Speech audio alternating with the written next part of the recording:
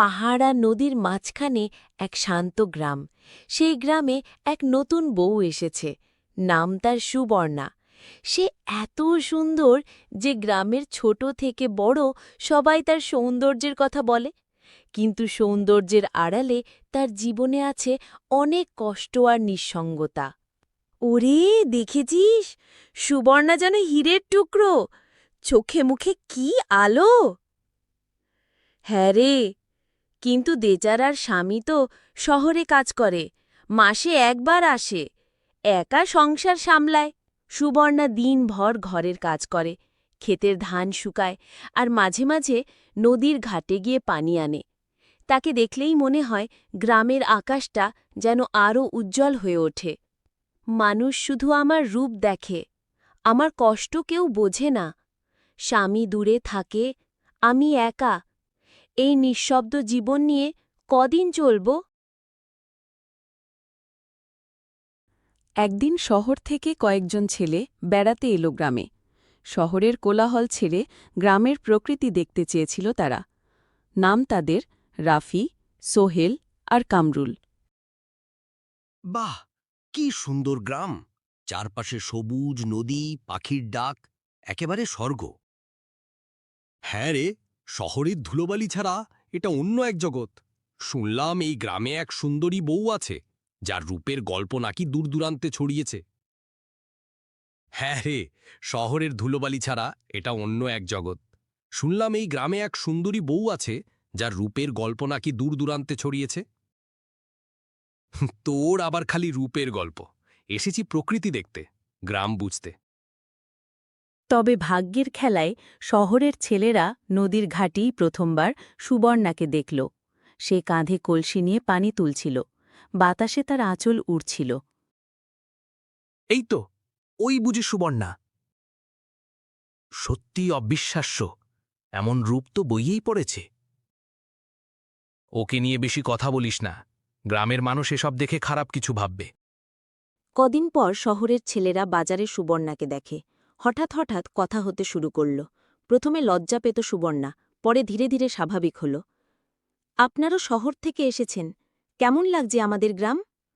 খুব ভালো। তবে সবচেয়ে সুন্দর তো আপনি। এই সব কথা বলবেন না, গ্রামের লোক শুনলে গালমন্দ করবে। সুবর্ণা আপা ঠিকই বলেছে, গ্রামে বদনাম ছড়াতে দেরি হয় না।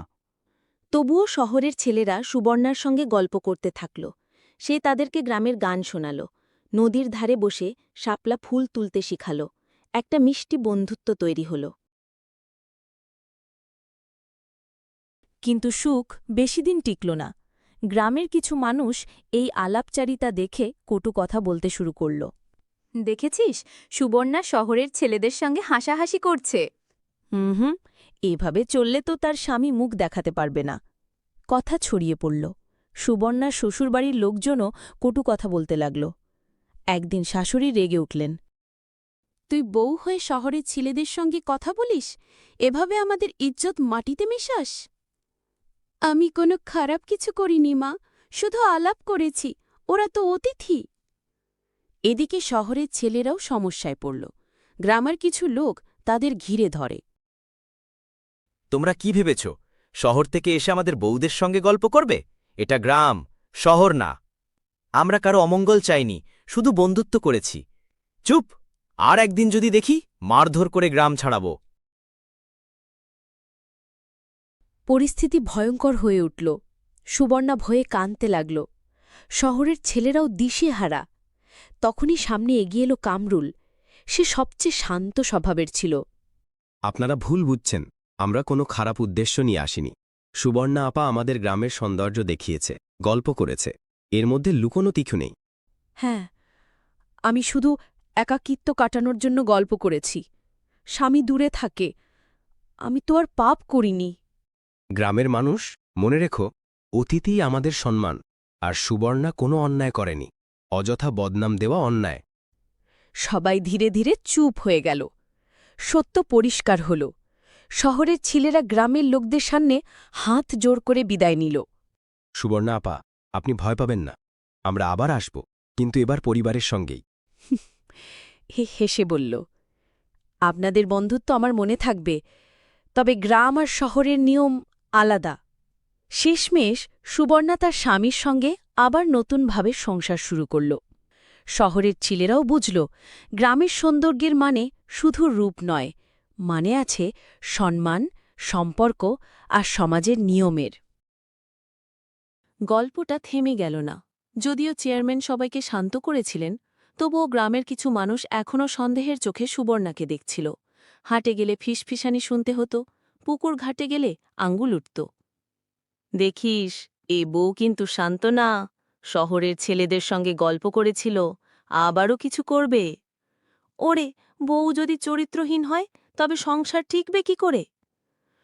সুবর্ণা চুপচাপ এসব সহ্য করত, কিন্তু ভেতরে ভেতরে সে ভেঙে যাচ্ছিল। একদিন সে নদীর ধারে একা বসে কান্না করছিল। আমি কি সত্যিই এত খারাপ? কেন মানুষ আমার ভালোটা দেখে না? হঠাৎ রাফি এসে পাশে দাঁড়াল। আপা, আপনি কাঁদছেন কেন? আমরা তো অনেক আগেই গ্রাম ছেড়ে গেছি, তবুও আপনাদের কষ্ট থামছে না। মানুষ বিশ্বাস করে না, আমার স্বামীও দূরে, কার কাছে বলবো দুঃখ? এই আলাপ আবার এক গ্রামবাসী দেখে ফেলল। সঙ্গে সঙ্গে গুজব নতুন করে ছড়িয়ে পড়ল। গ্রামে উত্তেজনা চরমে। এবার সুবর্ণার স্বামী শহর থেকে ফিরে এলো। সে শুনে অবাক হয়ে গেল, তার বউ নাকি অন্যের সঙ্গে সম্পর্ক করেছে। কিন্তু সুবর্ণার চোখে জল দেখি সে বুঝল আসল সত্য।